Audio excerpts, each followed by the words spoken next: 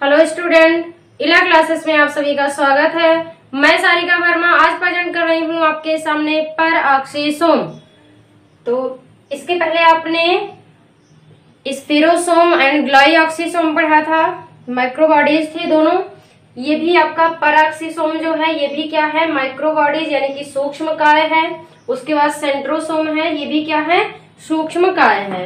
तो देखिए परऑक्सीसोम जो है ये भी एक प्रकार का क्या है, सूक्ष्मकाय यानी कि कोशिकांग है, सूक्ष्म कोशिकांग है। ठीक है, कहाँ पाया जाता है, कोशिका द्रव्य में पाया जाता है, साइटोप्लाज्म में पाया जाता है।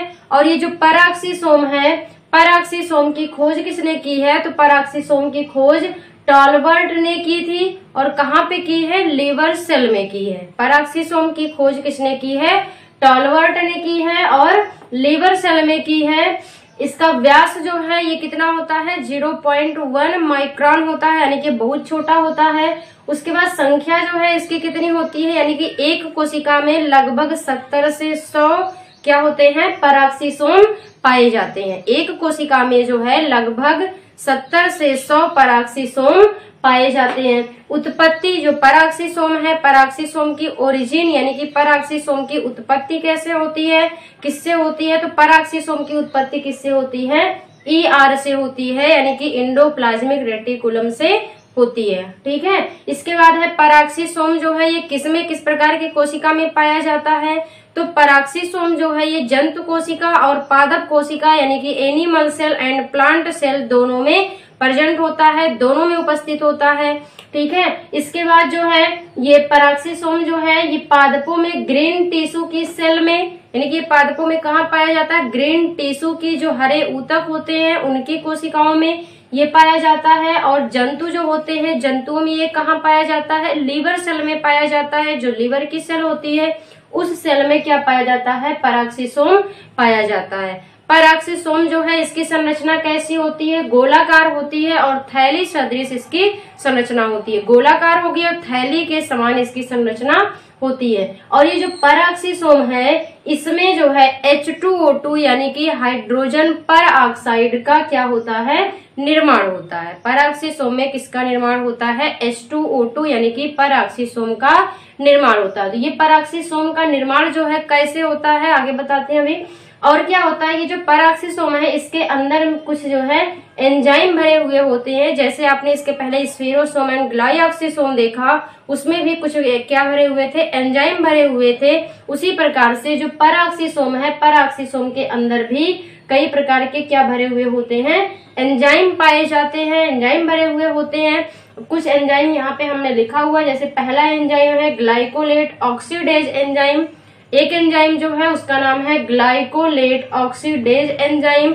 ये एंजाइम जो है ये किससे, ये जो प्रकाश शोषण होता है, C3 पौधे जो होते हैं, C3 पौधों में प्रकाश शोषण होता है यानी कि फोटो इंस्पायरेशन की प्रोसेस होती है।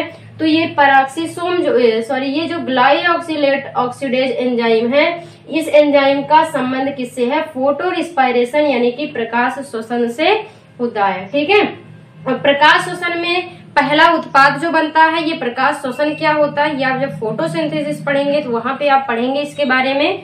बस आप इतना जानिए अभी कि कुछ जो है C3 पादप जो होते हैं, C3 पादपों में कौन सी प्रोसेस होती है, फोटो रिस्पायरेशन की प्रोसेस होती है, प्रकाश शोषण की प्रोसेस होती है।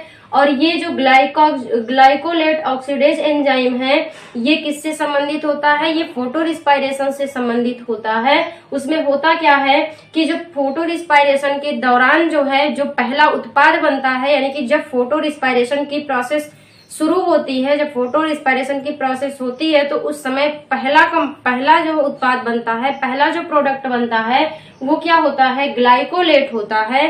ठीक है, फोटो रिस्पायरेशन में पहला प्रोडक्ट क्या होता है, ग्लाइकोलेट बनता है। ये जो है 2 कार्बन युक्त यौगिक होता है, 2 कार्बन युक्त यौगिक होता है। और ये एंजाइम जो है इस ग्लाइकोलेट को किसमें बदल देता है, ग्लाइऑक्सीलेट में बदल देता है। यानी कि जो आपका परऑक्सीसोम है, परऑक्सीसोम में कुछ प्रकार के एंजाइम भरे हुए होते हैं।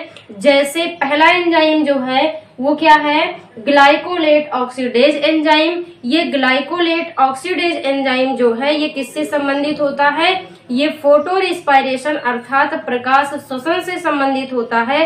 प्रकाश श्वसन जो है ये किस प्रकार के पादपों में होता है, तो ये C3 पादपों में, C3 पौधों में होता है।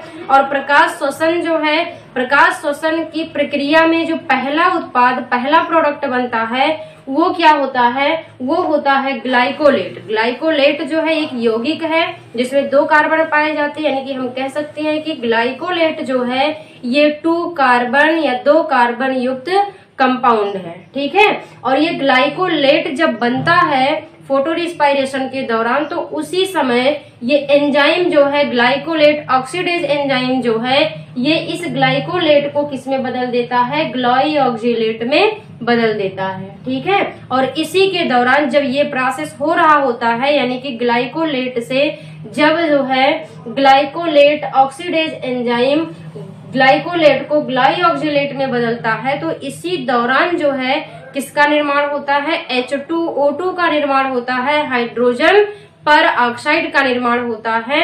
और इसमें जो है हाइड्रोजन पर ऑक्साइड का निर्माण जो होता है, इसी वजह से जो है इसका नाम होता है परऑक्सीसोम। हाइड्रोजन पर ऑक्साइड से इसका नाम रखा गया है परऑक्सीसोम। ठीक है, तो ये आपको समझ में आ गया होगा कि परऑक्सीसोम जो है इसके अंदर कुछ एंजाइम भरे हुए होते हैं। जैसे एक एंजाइम हमने बताया ग्लाइकोलेट ऑक्सीडेज एंजाइम, ये किससे संबंधित होता है, फोटो रिस्पायरेशन से, प्रकाश श्वसन से संबंधित होता है। प्रकाश श्वसन जो है एक प्रक्रिया है जो C3 पौधों में होता है। ये आप आगे पढ़ेंगे फोटोसिंथेसिस में कि फोटो रिस्पायरेशन क्या है, कैसे होता है।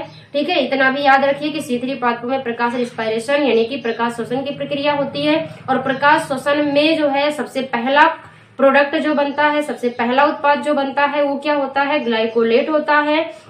ठीक है, तो जब जो है फोटो रिस्पायरेशन के प्रोसेस में ग्लाइकोलेट का निर्माण हो जाता है, उसी समय परऑक्सीसोम में भरे हुए जो ग्लाइकोलेट ऑक्सीडेज एंजाइम होते हैं वो क्या करते हैं, ग्लाइकोलेट को ग्लाइऑक्सिलेट में बदल देते हैं। और इसी समय जो है जब ग्लाइकोलेट ग्लाइऑक्सिलेट एंजाइम में ग्लाइऑक्सिलेट में बदल रहा होता है, उसी समय उसी दौरान जो है किसका निर्माण होता है, H2O2 यानी कि हाइड्रोजन परऑक्साइड का निर्माण होता है। ठीक है, तो पहला एंजाइम ये था। दूसरा है कैटालेज एंजाइम।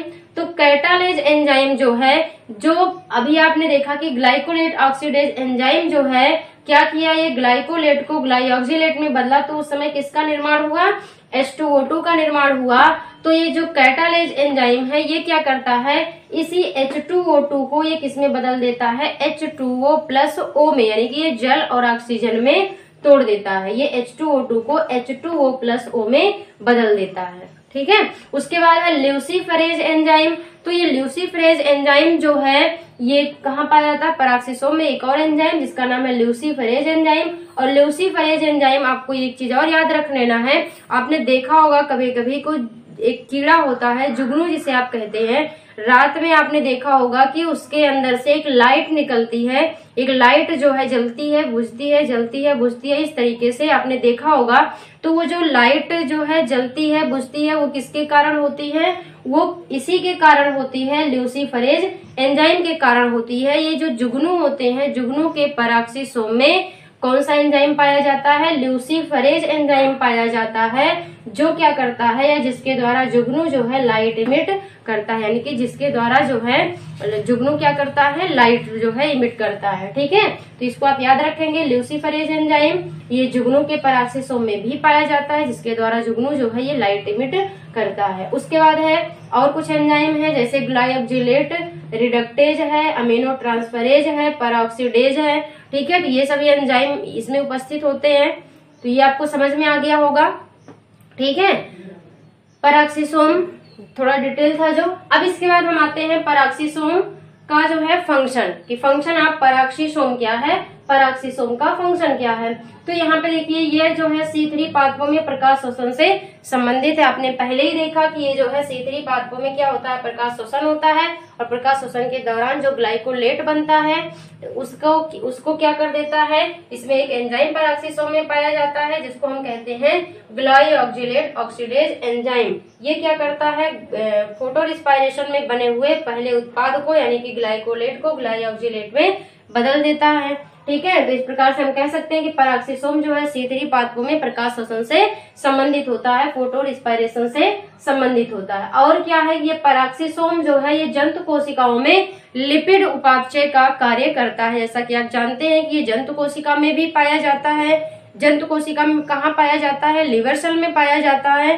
तो ये क्या करता है, जंतु कोशिका में लिपिड उपापचय का कार्य भी करता है, यानी कि लिपिड उपापचय से संबंधित होता है जंतु कोशिका में। और क्या है कि अमीनो एसिड व यूरिक एसिड के ऑक्सीडेशन से भी ये संबंधित होता है। जो अमीनो एसिड होते हैं और यूरिक एसिड जो होते हैं, इनके ऑक्सीडेशन से भी पैराक्सीसोम संबंधित होता है, यानी कि इनका ऑक्सीडेशन भी करता है पैराक्सीसोम। फैटी एसिड के बीटा ऑक्सीडेशन से भी संबंधित होता है, ठीक है। उसके बाद है ब्रेन टिश्यू में फास्फोलिपिड का संश्लेषण करता है। जो ब्रेन टिश्यू होते हैं, मस्तिष्क के जो ऊतक होते हैं, उनमें क्या करता है, फास्फोलिपिड का संश्लेषण भी करता है। उसके बाद यकृत के अंदर कोलेस्ट्रॉल व पित्त रस के संश्लेषण से भी ये संबंधित होता है, यानी कि पैराक्सीसोम जो है ये यकृत के अंदर, लिवर के अंदर कोलेस्ट्रॉल व पित्त रस के संश्लेषण से भी संबंधित होता है, ठीक है। तो ये था आपका जो है पैराक्सीसोम। तो ज्यादा कुछ नहीं है, बहुत ही आसान है, आपको समझ में आ गया होगा, ठीक है। एक बार, दो बार, तीन बार जब आप इसको पढ़ेंगे तो आपको अच्छे से समझ में आ जाएगा।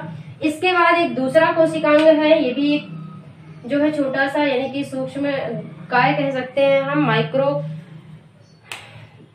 बॉडीज है, सूक्ष्म काय है, ठीक है। सेंट्रोसोम, अभी आपने देखा पैराक्सीसोम है, ग्लाइऑक्सीसोम है, ठीक है, स्फीरोसोम है। ये सभी कोशिकांग ऐसे थे कि जंतु कोशिका एवं पादप कोशिका दोनों में उपस्थित होते हैं, और तीनों ये आपने ग्लाइऑक्सीसोम पढ़ा, पैराक्सीसोम पढ़ा, उसके बाद एक स्फीरोसोम पढ़ा था। सब में आपने देखा कि सभी जो है एकक झिल्ली युक्त कोशिकांग होते हैं, ठीक है। तो ये जो है आपका, ये भी उसी प्रकार से कोशिकांग है, ये भी एकक झिल्ली युक्त कोशिकांग होता है, ठीक है। लेकिन क्या है कि ये पादप कोशिका में नहीं पाया जाता। इतना आपको रट लेना है एकदम से कि सेंट्रोसोम जो है, सेंट्रोसोम को हिंदी में कहते हैं तारक काय, ठीक है। सेंट्रोसोम को हिंदी में क्या कहते हैं, तारक काय कहते हैं। और ये तारक काय जो है, सेंट्रोसोम जो है, ये पादप कोशिका में उपस्थित नहीं होता, ये केवल जो है जंतु कोशिका में पाया जाता है, और कुछ जो निम्न पादप होते हैं उनमें ये उपस्थित होता है। तो देखिए यहाँ पे सेंट्रोसोम की खोज किसने की है, बेंडन ने की है। बेंडन क्या है, एक साइंटिस्ट है, एक वैज्ञानिक है, उन्होंने किसकी खोज की थी, सेंट्रोसोम की खोज। और सेंट्रोसोम नाम किसने दिया, तो सेंट्रोसोम नाम जो है किसने दिया, बोवेरी ने दिया, ठीक है। इसके बाद जो है सेंट्रोसोम जंतु कोशिका में जो है केंद्रक के पास स्थित होती है। सेंट्रोसोम किसमें पाई जाती है, जंतु कोशिका में पाई जाती है। आपने देखा होगा कि जो जंतु कोशिका होती है, कोशिका के बीच में क्या पाई जाती है, केंद्रक पाई जाती है, और उसी केंद्रक के ऊपर जो है, केंद्रक के पास ही, केंद्रक के ऊपर क्या उपस्थित होता है, सेंट्रोसोम उपस्थित होता है। लेकिन केवल जंतु कोशिका में उपस्थित होता है, पादप कोशिका में उपस्थित नहीं होता है, ठीक है। ये उच्च पादपों में अनुपस्थित होते हैं, लेकिन निम्न पादपों जैसे शैवाल, कवक, ब्रायोफाइटा या फर्न, इन सभी में ये जो है उपस्थित होते हैं, ठीक है। इसके बाद जो है हर एक तारक काय में 2 तारक केंद्र होते हैं, यानी कि प्रत्येक तारक काय में 2 क्या होते हैं, तारक केंद्र होते हैं। यानी कि एक तारक काय में 2 तारक केंद्र, 2 सेंट्रियोल होते हैं। इसीलिए जो है, यानी कि एक तारक काय में 2 सेंट्रियोल होते हैं, 2 तारक केंद्र होते हैं। इसी वजह से सेंट्रोसोम तारक काय को हम डिप्लोसोम भी कहते हैं, ठीक है। उसके बाद तारक केंद्र के चारों ओर स्वच्छ कोशिका द्रव्य पाया जाता है। जो तारक केंद्र होता है, तारक केंद्र के चारों तरफ क्या पाया जाता है, स्वच्छ कोशिका द्रव्य पाया जाता है, और उसे हम क्या कहते हैं, सेंट्रोस्फीयर कहते हैं, ठीक है। यानी कि हम कह सकते हैं कि जो सेंट्रोसोम होता है, तारक काय होता है, ये 2 चीजों से मिलकर के बना होता है, या इसमें 2 चीजें पाई जाती हैं। सेंट्रियोल पाया जाता है, तारक केंद्र पाया जाता है, और स्वच्छ कोशिका द्रव्य पाई जाती है, जिसे हम क्या कहते हैं, सेंट्रोस्फीयर कहते हैं, ठीक है। तारक केंद्र से जो है क्या निकलती हैं, तारकीय अरे निकलती हैं, एस्टर रेज निकली होती हैं, जो क्या करता है, कोशिका विभाजन के समय तरकु तंतु का निर्माण करता है। जो तारक केंद्र होते हैं, तारक केंद्र से ढेर सारी छोटी छोटी तारक अरे निकली होती हैं, और ये तारक अरे जो है आगे चल करके, यानी कि जब कोशिका विभाजन होता है तो उस समय ये तारक अरे जो होती हैं ये क्या करती हैं, तरकु तंतु का निर्माण करती हैं। ठीक है, और ये तरकु तंतु का काम क्या होता है, ये गुणसूत्रों को विपरीत ध्रुवों पर ले जाने का कार्य करती हैं। ये चीज आपको तब समझ में आएगी जब आप कोशिका विभाजन पढ़ेंगे कि किस प्रकार से तारक केंद्र से तारक अरे निकलती हैं और किस प्रकार से उससे तरकु तंतु का निर्माण होता है, स्पिंडल फाइबर का निर्माण होता है, और स्पिंडल फाइबर का कार्य क्या होता है। अभी आपको इतना जानना है कि तारक केंद्र जो होते हैं, तारक केंद्र से छोटी छोटी तारक अरे निकलती हैं, एस्टर रेज निकलती हैं, जो क्या करती हैं, कोशिका विभाजन के समय तरकु तंतु यानी कि स्पिंडल फाइबर का निर्माण करती हैं, और ये स्पिंडल फाइबर क्या करती हैं, ये गुणसूत्रों को विपरीत ध्रुवों पर ले जाने का कार्य करती हैं।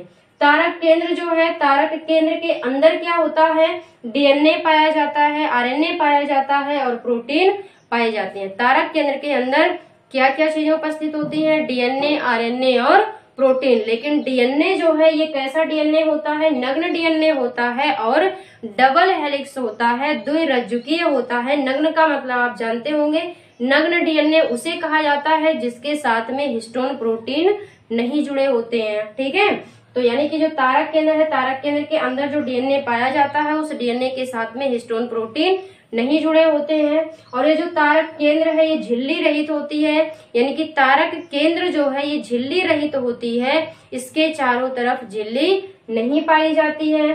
ठीक है, तो ये था जो है तारक केंद्र के बारे में, थोड़ा सा, ज्यादा कुछ नहीं है इसमें। हमने बताया कि तारक केंद्र जो है जंतु कोशिका में पाई जाती है और उच्च पादप कोशिका में ये अनुपस्थित होती है। निम्न पादप कोशिका जैसे शैवाल हो गए, कवक हो गए, ब्रायोफाइट हो गए, ठीक है, इन सभी में पाए जाते हैं। और ये जंतु कोशिका में कहाँ स्थित होते हैं, कोशिका द्रव्य में केंद्रक के पास में या केंद्रक के ऊपर स्थित होते हैं। हर एक तारक काय में, हम कह सकते एक तारक काय में दो क्या उपस्थित होते हैं, तारक केंद्र उपस्थित होते हैं। इसीलिए सेंट्रोसोम को हम क्या कहते हैं, डिप्लोसोम भी कहते हैं। और तारक केंद्र के चारों ओर जो है स्वच्छ कोशिका द्रव्य पाया जाता है, उसे हम सेंट्रोस्फीयर कहते हैं। ठीक है, और तारक केंद्र जो है इसे तारक अरे निकलती है। तारक अरे जो है ये कोशिका विभाजन के समय तरकु तंतु का निर्माण करती है, और तरकु तंतु क्या करते हैं, ये गुणसूत्र को विपरीत ध्रुवों पर ले जाने का कार्य करते हैं। ठीक है, ये था तारक केंद्र। इसके फंक्शन में आप देखेंगे कि तारक केंद्र का फंक्शन क्या है, तारक काय का फंक्शन क्या है। तो फंक्शन में ज्यादा नहीं, आपको दो फंक्शन याद रखने हैं कि तारक काय जो है कोशिका विभाजन में मदद करते हैं एवं तरकु तंतु का निर्माण करते हैं। अगर तारक काय नहीं होगा तो तारक केंद्र नहीं होंगे, तारक केंद्र नहीं होगा तो तरकु तंतु का निर्माण नहीं होगा। तो इसलिए हम कह सकते हैं कि तारक काय जो है कोशिका विभाजन में क्या करते हैं, मदद करते हैं एवं तरकु तंतु यानी कि स्पिंडल फाइबर का निर्माण करते हैं। उसके बाद दूसरा है आधार कणिका। ये जो है सेंट्रोसोम, ये किसका निर्माण करते हैं, आधार कणिका का निर्माण करते हैं। और इसी आधार कणिका से जो है सीलिया और फ्लैजेला की उत्पत्ति होती है। ठीक है, सेंट्रोसोम जो है ये तरकु तंतु का निर्माण करते हैं और ये आधार कणिका का निर्माण करते हैं। आधार कणिका से ही जो है फ्लैजेला और जो है सीलिया यानी कि पक्षमाभिका और कशाभिका की जो है क्या होती है, उत्पत्ति होती है। ठीक है, तो थोड़ा सा जो है ये आप स्क्रीनशॉट इसका ले लीजिएगा, उसके बाद अपने नोटबुक में नोट करिएगा। इसको 2-3 बार आप वीडियो को देखेंगे, जब कई बार पढ़ेंगे तो आपको ये अच्छे से समझ में आ जाएगा। तो वीडियो कैसी लगी आपको ये आप कमेंट सेक्शन में जरूर बताएं, और वीडियो को लाइक करें, शेयर करें एंड सब्सक्राइब करें। Thank you.